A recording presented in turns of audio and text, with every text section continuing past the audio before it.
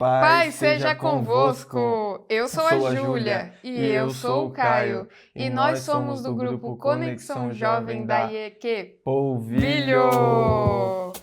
E hoje a gente está aqui para falar sobre o 5º episódio, o que eu tenho para oferecer. Será que eu, uma mera mortal, tenho alguma coisa para oferecer para Deus?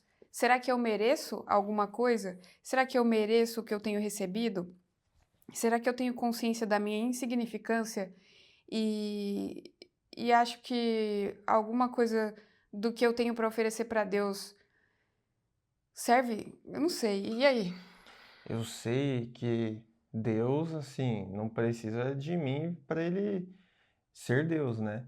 E eu sei também que eu sou um grão de areia nesse universo, mas isso não significa que eu possa ser muito legal naquilo que está ao meu alcance, né? O que você acha? Acho melhor a gente ir para a leitura. Bora? Bora lá. Quem começa? Pode começar. Quando você for Eclesiastes 5. Quando você for ao santuário de Deus, seja reverente. Quem se aproxima para ouvir é melhor do que os tolos que oferecem sacrifícios sem saber que estão agindo mal. Não seja precipitado de lábios, nem apressado de coração para fazer promessas diante de Deus. Deus está nos céus e você está na terra. Por isso fale pouco. Das muitas ocupações brotam os sonhos, do muito falar nasce a prosa vã do tolo. Quando você fizer um voto, cumpra-o sem demora, pois os tolos desagradam a Deus. Cumpra o seu voto. É melhor não fazer voto do que fazer e não cumprir. Não permita que a sua boca o faça pecar. E não diga ao mensageiro de Deus: o meu voto foi um engano. Por que irritar a Deus com o que você disse e deixá-lo destruir o que você realizou? Em meio a tantos sonhos, absurdos e conversas inúteis, tenha temor de Deus. Se você vir o pobre oprimido numa província e vir que lhe são negados os direitos e a justiça, não fique surpreso, pois todo oficial está subordinado a alguém em posição superior, e sobre os dois há outros em posição ainda mais alta. Mesmo assim, é vantagem à nação ter um rei que a governe e que se interesse pela agricultura. Quem ama o dinheiro jamais terá o suficiente. Quem ama as riquezas jamais ficará satisfeito com os seus rendimentos. Isso também não faz sentido. Quando aumentam os bens, também aumentam os que os consomem. E que benefício trazem os bens a quem os possui, se não dar um pouco de alegria aos seus olhos? O sono do trabalhador é ameno, quer coma pouco, quer coma muito, mas a fartura de um homem rico não lhe dá tranquilidade para dormir. Há um mal terrível que vi debaixo do sol, riquezas acumuladas para a infelicidade do seu possuidor. Se as riquezas se perdem num mau negócio, nada ficará para o filho que lhe nascer. O homem sai nu do ventre de sua mãe, e como vem, assim vai. De todo o trabalho em que se esforçou, nada levará consigo. Há também outro mal terrível. Como o homem vem, assim ele vai. E o que obtém de todo o seu esforço em busca do vento? Passa toda a sua vida nas trevas, com grande frustração, doença e amargura. Assim, descobri que o melhor e o que vale a pena é comer, beber e desfrutar o resultado de todo o esforço que se faz debaixo do sol durante os poucos dias de vida que Deus dá ao homem, pois essa é a sua recompensa. E quando Deus concede riquezas e bens a alguém e o capacita a desfrutá-los, a aceitar a sua sorte e a ser feliz em seu trabalho, isso é um presente de Deus. Raramente essa pessoa reflete no fato de que a sua vida é curta, porque Deus o mantém ocupado com a alegria do coração. E aí, Caio, o que você achou? Hoje tem essa parte aí, né? Depois da segunda metade que ele começa a falar do trabalho e do muito rico, né? Que ele vive com amargura e a riqueza dele atormenta ele. Eu acho que ele está falando das pessoas que focam tanto em ser ricos que acabam mecanizando o verdadeiro sentido da vida e vivendo em função dessa coisa criada pelo homem, né?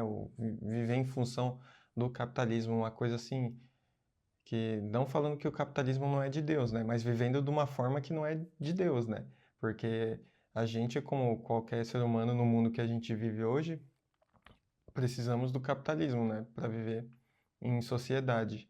Aí, o que eu quero dizer com isso? O cara, ele foca tanto em trabalhar, que nem hoje eu tava vendo um vídeo, não tem aqueles vídeos lá que fala o nome do vídeo era um dono de empresa contra 28 demitidos. Assim, um chefão contra 28 demitidos. Aí, tipo, é como se os demitidos fossem lá falar das dores, do porquê eles foram demitidos, reclamar com o chefe e o chefe explicando a visão de um empresário, um dono, né? Aí no começo do discurso dele, eu nem vi o vídeo inteiro. No começo do discurso dele, é, a mulher perguntou pra ele lá: Ah, você trabalha quanto tempo por dia? Aí ele falou: Desde que eu acordo até eu dormir, eu trabalho o dia inteiro. Mas aí você vê como é que funciona a vida de um cara que, por exemplo, trabalha o dia inteiro e tem orgulho disso. Ele está vivendo em função do trabalho dele e do dinheiro que ele está recebendo com isso. Não que ser um empresário seja uma coisa ruim, mas de uma forma saudável eu acho que é até bom, né? Porque a gente tem que ter mente de chefe e não de peão, né? Mas às vezes a gente é peão, né? Não tem como, às vezes tem que passar por essa fase também. E o que acontece? Esse chefe, às vezes, ele acaba mecanizando uma coisa, um almoço dele. Falou, eu preciso almoçar estritamente o necessário para eu não perder o meu tempo, porque eu tenho que trabalhar ao invés de almoçar, eu não posso almoçar. Enquanto eu estiver almoçando, eu tenho que ler meus e-mails e me informar, entendeu? Acaba virando uma coisa que não é legal. O que você acha? Eu acho que é verdade. E a gente está numa sociedade de alta performance o tempo inteiro. Até na igreja, né, entrou essa teologia do coach, em que você precisa dar tudo de si, entregar tudo, fazer tudo o tempo todo, mas eles esquecem que o descanso também é um mandamento. Porque quando Deus fala para a gente guardar o sábado, ele estabelece um princípio de que eu não preciso trabalhar todos os dias para que eu receba aquilo que eu estou esperando. Por quê? Porque se eu confio tanto na força do meu braço, para que eu preciso de um Deus? E Deus, ele trabalha enquanto a gente dorme. E quando a gente dorme, quando a gente descansa, quando a gente trabalha o necessário, a gente está dizendo, Senhor, eu confio que você vai frutificar no que eu estou fazendo. Não estou falando que a gente deve trabalhar pouco e esperar Deus fazer o resto. Não é isso. Porque um exemplo, quando uma pessoa quer passar no vestibular, ela precisa estudar muito, muito mesmo.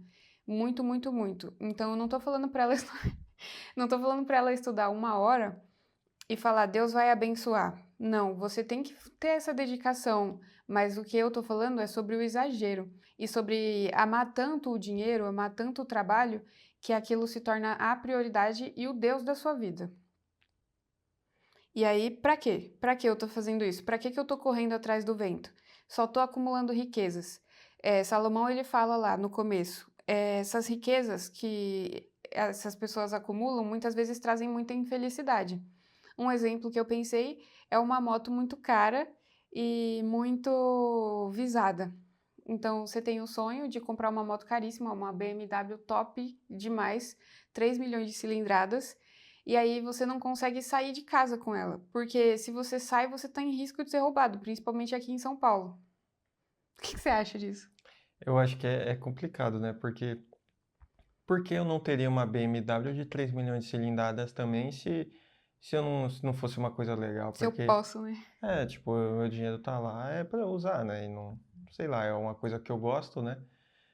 Eu acho que tem muito um equilíbrio também, porque eu acho que tem lugares que até que dá para você andar com uma BMW. Só que é bem complicado, né? Porque se você vê a situação no geral, não faz sentido. Mas, por exemplo, você andar com uma BMW de 3 milhões de cilindradas com sabedoria em lugares que você sabe que é seguro e não à toa é melhor. É melhor. Quando você é prudente naquilo que você está fazendo, você consegue usufruir. Porque uma coisa que Salomão fala toda hora é que a melhor coisa que tem é a gente desfrutar do nosso trabalho e viver. Se aquilo vai te trazer uma alegria, você não está fazendo mal a ninguém, e aquilo não é um Deus na sua vida, não tem por que você não desfrutar daquilo. O problema é quando aquela riqueza ela se transforma num problema, porque ele fala, com a riqueza também vem grandes problemas, porque quanto mais a pessoa enriquece, mais aparece gente pedindo favor. Isso é inacreditável. Às vezes você nem ganha tanto assim, a pessoa já chega querendo alguma coisa, chega pedindo coisa emprestada e ainda achando que você é errado se você não quer emprestar, se você não quer dar o seu dinheiro para ela. E será que a gente é errado mesmo em não querer ajudar? Ou será que a gente tem que ajudar a todo momento qualquer um que vem pedir ajuda para a gente? Porque a gente tem que sempre ajudar o nosso irmão necessitado. Eu acho que varia muito de caso em caso, mas você tem que ver o fruto da pessoa, o que que ela está fazendo, que tipo de ajuda ela está pedindo, porque tem gente que pede ajuda, sim. Todo o ser humano ele depende muitas vezes de um ao outro para se levantar. Caiu, o outro vem, levanta e tal. E é assim que funciona. Mas, por exemplo, vê a diferença de um pedido. Um amigo seu que vem te pedir, nossa, eu vou fazer de uma forma meio dissecada assim, né? Que fica até num contexto, fica meio engraçado, né? Mas aí vem o seu amigo, nossa, você pode me emprestar, entre aspas, dar, né? Você pode me dar os R$ 3.000 aí do seu trabalho suado que você demorou, não sei, 3 meses para acumular, para eu, porque eu tô precisando aqui, meu, tô numa situação difícil, que não sei o quê, tô desempregado e tal. Aí você fala, pô, eu vou ver aqui, mas não sei não. Você tem que analisar o contexto desse amigo. Esse amigo aí, ele tá trabalhando? Não, né? Ele já falou que tá desempregado. Ele tá procurando emprego? O que que ele tá fazendo com o dinheiro dele? O que que tá acontecendo? Como, como é que tá sendo o dia a dia dele? Uhum. É, aí, por exemplo, chega outra pessoa e pergunta pra você, ô, eu tô desempregado, que não sei o quê. Eu sei que lá na sua empresa é bem grande, não sei, tá tendo vaga lá, tem alguma coisa que eu posso fazer? Como que eu posso chegar lá, falar com alguém? Para quem que eu mando o currículo? Que não sei o quê, sabe? Meio que não colocando peso no seu ombro, mas pedindo uma coisa que, Um auxílio para a própria pessoa se erguer, né? sim, isso mesmo. E também tem um caso assim: a pessoa te pede dinheiro para sair de uma situação que ela mesma criou. Ah, eu peguei aqui um dinheiro com a Jota e agora ele tá querendo me matar. Eu preciso de R$ 1.000 agora, senão o AJ vai me matar. E aí a culpa é sua, porque você não quer me dar R$ 1.000. Como assim a culpa é minha? Quem emprestou dinheiro do AJ? Quem perdeu todo o dinheiro em bet, em aplicativo de tigrinho? Quem fez isso? Foi você mesmo. Então agora você tem que arcar com as consequências do seu erro. Porque se eu te poupo de arcar com as consequências do seu erro, eu te poupo de aprender com ele também. E isso não é de Deus. Deus ele é amor, mas ele é justiça. Então, se essa relação ela só tem amor e ainda de uma via só, porque a pessoa está sempre se aproveitando de você, isso é uma das infelicidades que o dinheiro vai trazer para você, assim como fala no capítulo 5 que a gente acabou de ler. E falando do tema de bet, você considera isso como diversão? Porque é uma coisa que é considerada como diversão, né? Porque lucro de verdade você não vai tirar de lá. Se é uma coisa que você acha que é investimento, é coisa que vai dar dinheiro de verdade, isso é uma tremenda enganação. Porque ele entra mais na categoria de diversão mesmo, porque você fica lá animado com aquela emoção. Nossa, será que agora eu vou ganhar 3.000, R$ 4.000? Nossa, eu vou jogar R$ 10 aqui no 14x, meu, vou ganhar 1.400, não sei o que, nem sei se eu fiz a conta certa. E 10 vezes 14, 1.400. 140. Vou ganhar R$ 140, que não sei o que. Aí o que está acontecendo? O que você vai ganhar do bet é literalmente essa sensação. Você não vai ganhar o dinheiro, spoiler. Spoiler, não vai dar certo. Ah, mas Deus vai me ajudar se eu orar na hora que eu subir a roleta, não vai? Não. E Deus vai ficar muito triste se você ficar fazendo bet, porque apesar de ser uma diversão também, você ir com a consciência de diversão é meio perigoso, né? Porque é uma coisa altamente viciante e com certeza você tá com a ideia que quer ganhar um dinheiro fácil ali, né? Para poder, eu não sei, se você vai com a intenção de pagar uma dívida ou coisa assim, a chance que você vai entrar num buraco maior ainda é alta e você está indo com uma intenção, às vezes, de se salvar, né? Só que você está escolhendo o caminho fácil e o caminho de Deus é estreito, gente. Sim, é verdade. Você entrar numa dessa revela a intenção do seu coração. Então, que nem o Caio falou, quando eu vou atrás de uma bet para resolver meus problemas, eu tô indo atrás do caminho fácil. Aí esse tipo de pessoa, ela tende mais a cair em golpes. Então chega alguém e fala: Olha, eu tenho aqui uma moeda, uma Bitcoin que é nova. Não é Bitcoin que fala, a Bitcoin é um tipo dessa uma moeda digital, é assim que fala? Eu esqueci, gente. Criptomoeda? Uma criptomoeda, isso. Eu tenho aqui uma nova criptomoeda. E se você investir ou me dar esse valor, eu consigo retornar para você 10 vezes mais. Aí a pessoa que ela tem essa tendência a querer cair numa coisa fácil, ela cai nesses golpes de engenharia social, porque a pessoa ela trabalha com uma urgência, com um sonho, com uma facilidade de dinheiro de retorno, e aí você cai.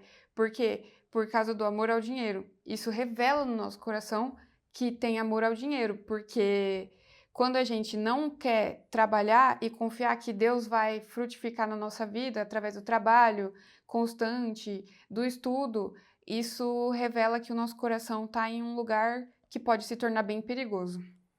Gente, até para ganhar dinheiro assim, com investimento, eu não sei, na minha cabeça passa um pouco assim que investimento é como se fosse um jeito fácil de ganhar dinheiro, né? Você coloca o seu dinheiro lá de forma inteligente, deixa ele lá e daqui a 20 anos você tira e você vai estar rico, né? Mas também não é assim, porque você tem que fazer um estudo e você tem que entender economia, você tem que entender política e você tem que saber o que os líderes estão fazendo e o que eles vão fazer, saber que tem riscos envolvidos e saber como aplicar o dinheiro. Então, assim, tem um estudo, você tem que estudar para saber o que está acontecendo. Eu confesso que eu não estou nem perto do que eu acho que até deveria ser o nível aceitável assim de investimento, mas não é fácil, isso eu te garanto. Pro E brasileiro. Não, termina, termina. não, falei porque eu já Eu ia vou. falar que pro brasileiro, só o fato de você não ter dívidas, você já está em um nível totalmente acima da média, porque a população está totalmente envolta em dívidas. É uma população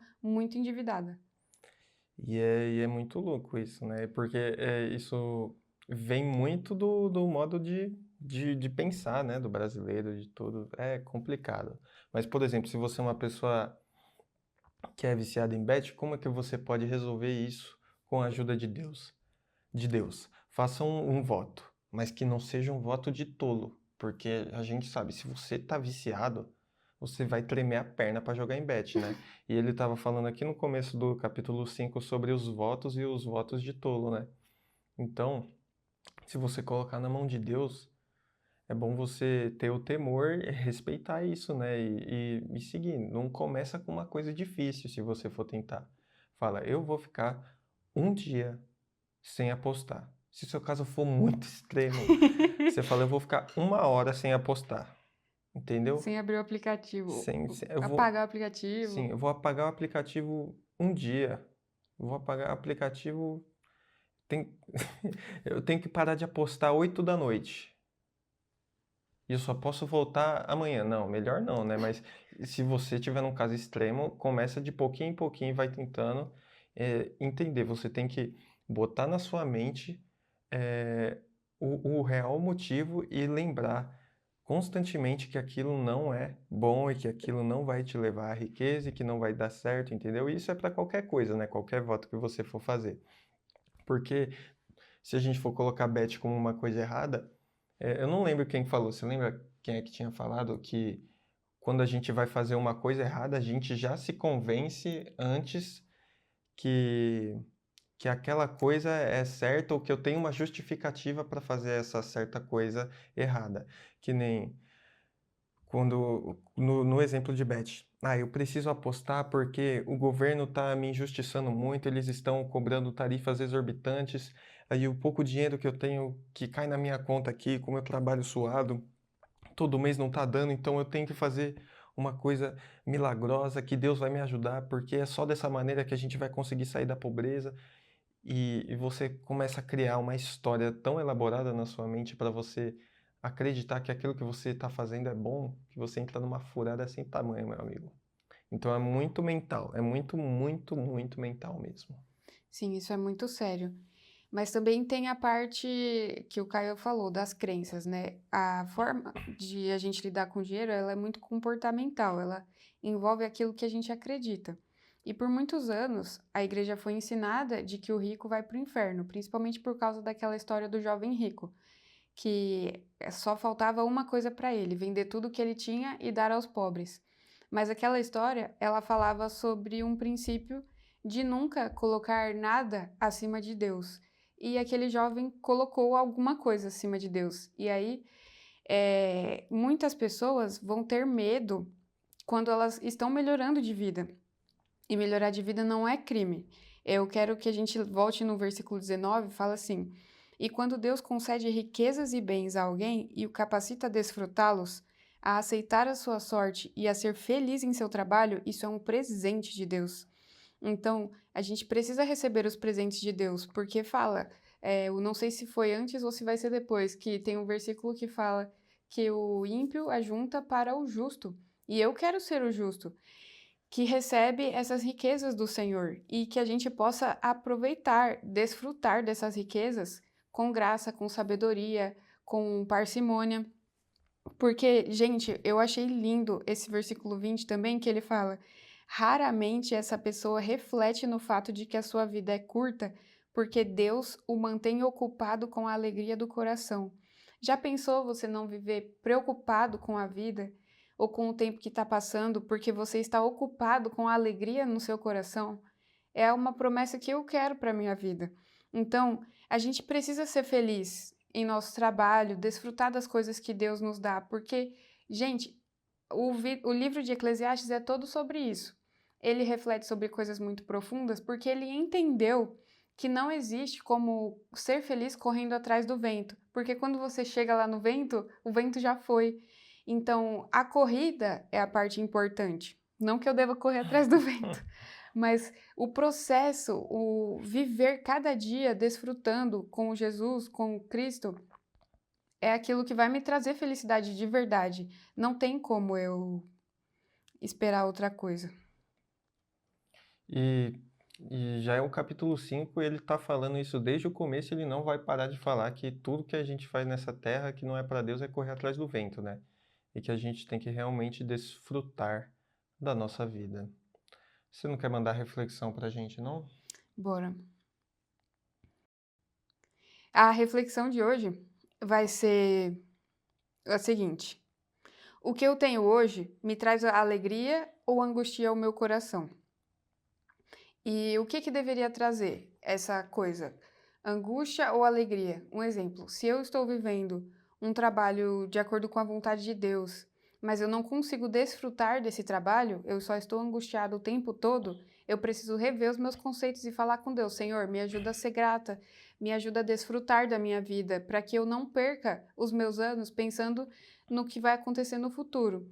E se for o contrário também, eu tô alegre com essa busca, com esse correr atrás do vento, eu preciso falar com Deus, Senhor, me revela se eu tenho colocado as riquezas acima de você ou se se eu estou no caminho certo, para que essa angústia no meu coração, ela seja tomada pela graça e pela alegria de Deus. E o Caio vai trazer um desafio para nós. O desafio de hoje, eu vou estender ele para não ser só hoje, mas sim essa semana. Como é que vai ser? Eu quero que você desfrute. Como assim? Desfrute da sua semana. Faça uma coisa assim que eu vou desfrutar de verdade, sabe? Não faz aquela coisa assim quando você tá no meio termo da obrigação e no meio termo do não preciso tanto assim fazer isso hoje, aí você fica ali fazendo uma coisa meio morna, não que não seja um desfrute também, mas eu quero que você desfrute de verdade. Separa um tempo para você falar, nossa, eu vou fazer uma coisa diferente que é legal. Essa semana, não pode ser hoje, terça-feira à noite, né? Pode ser amanhã, quarta-feira, no final de semana, se programar, né? Mas não é só isso. Eu vou pedir também para você fazer um voto, mas que não seja um voto de tolo. Nem que seja um voto simples, você vai fazer. Ficar um dia sem apostar a minha casa, sem apostar meus filhos, entendeu? Sem apostar minha mulher ou meu marido. Ficar um dia sem. Um jejum também, né? É. Funciona. Ficar um dia sem chupar pirulito, ficar um dia sem tomar refrigerante, ficar um dia um voto ativo, né? Eu vou tocar violão 2 dias. Eu vou ler uma página de um livro 2 dias, uma página por dia. Ou uma semana, se você se sentir ousado, mas cuidado para não ser um voto de tolo, não se arrepender e não arregar. Se você fizer, você vai ter que ir até o final. O que seria um voto de tolo? Um voto de tolo é falar, Deus, eu vou ficar um mês, eu vou ler um livro por dia, durante um mês. Gente, no primeiro dia você não vai terminar o seu livro. Não vai Aí você conseguir. fala, no segundo eu tenho que terminar esse livro e já começar outro. Aí você não vai conseguir nem terminar o primeiro livro que você começou a ler. No terceiro dia você, entendeu? Você já vai entender que você está perdido. Aí você vai falar, Deus, eu não estou conseguindo cumprir. Enfim, um voto de tolo é um voto que você não consegue cumprir, que você não vai cumprir. E você tá com aquela sensação de que você vai desistir. E você não pode desistir, porque no começo da palavra tá falando que Deus vai se irritar, né? Então, por que irritar Deus com um voto de tolo desse? Será que é muito difícil lidar com a irritação de Deus? Com a ira de Deus? Uhum. Na misericórdia dele se renova até a cada manhã, mas quando ele tá irado, eu quero sair de baixo. Mas ele também não vai te matar se você descumprir um voto sem querer um dia na sua vida. Porque, exemplo, eu já fiz votos assim, vou ficar um mês sem comer pão. Mano, eu não consigo. Se eu fico 2 dias sem comer pão, no terceiro dia eu tô comendo até a mesa. Me gera compulsão terrível. Então, Deus, ele vai entender a sua dificuldade. Mas se você ficar repetindo, repetindo, repetindo toda hora, aí também é forçar a barra, né? Fala aí. O que você acha que ele quis dizer aqui, ó, no versículo 6? Não permita que a sua boca o faça pecar e não diga ao mensageiro de Deus, o meu voto foi um engano, porque irritar a Deus com o que você diz e deixá-lo destruir o que você realizou. Ah, é uma pergunta, né? Por que irritar a Deus com o que você diz e deixá-lo destruir o que você realizou? Não permita que sua boca o faça pecar.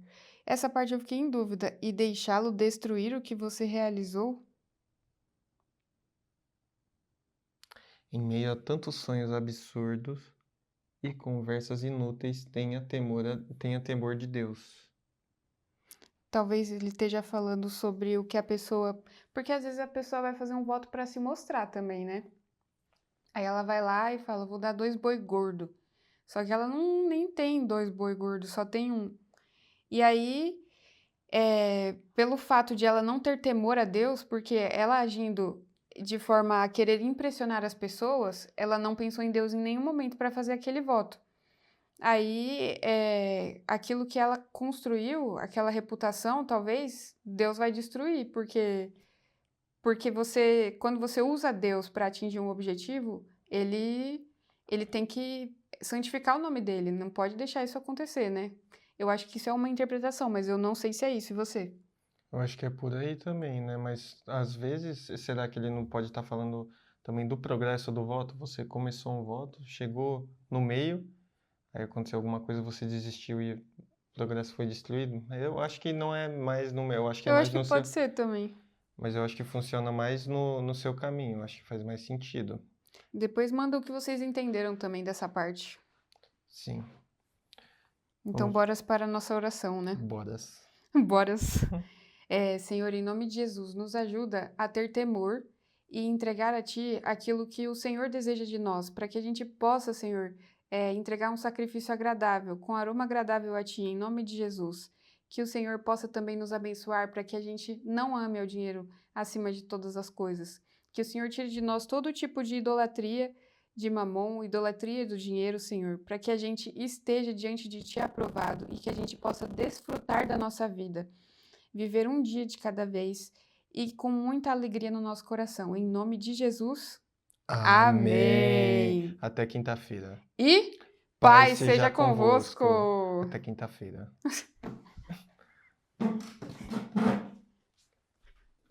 Já pensou, não gravou nada? Você não é doida? Gravou.